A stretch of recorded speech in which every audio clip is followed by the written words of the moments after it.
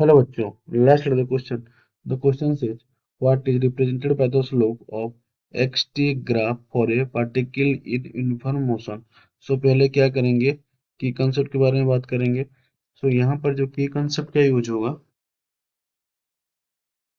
ये होगा ग्राफ. ठीक है. तो अब हमको क्या करना है, अभी क्वेश्चन का अनुसार हमको एक्सटी ग्राफ बनाना है. ये मान लो आपका एक्सटी ग्राफ है और ये आपका स्लोप है.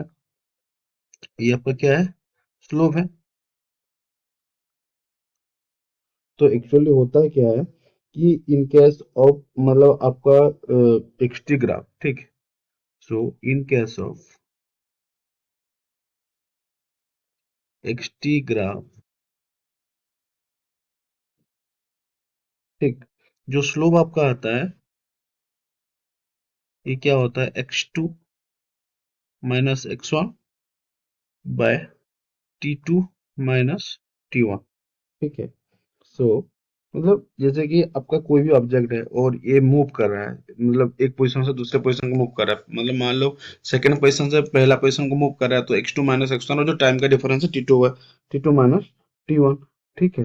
अभी जो मतलब आपका x2 माइनस x1 हुआ, आपका अभी क्या हुआ, जैसे कि आपका x2 माइनस x1 हुआ, x2 माइनस x1 ये क्या है आपका, ये आपका displacement travel by the object, the displacement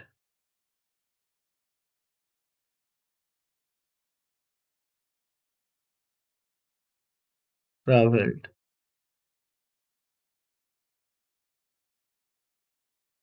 bye the object.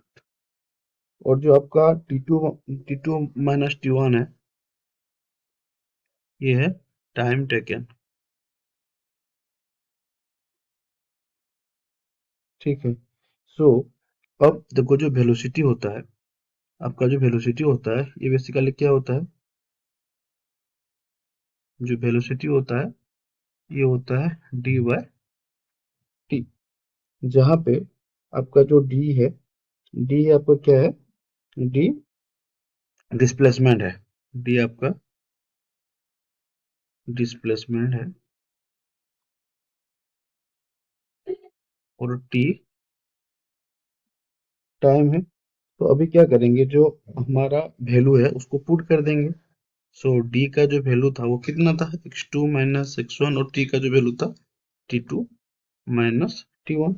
सो अभी क्या क्या हम बोल सकते हैं कि द फाइनली क्या बोल सकते हैं कि the slope of x t graph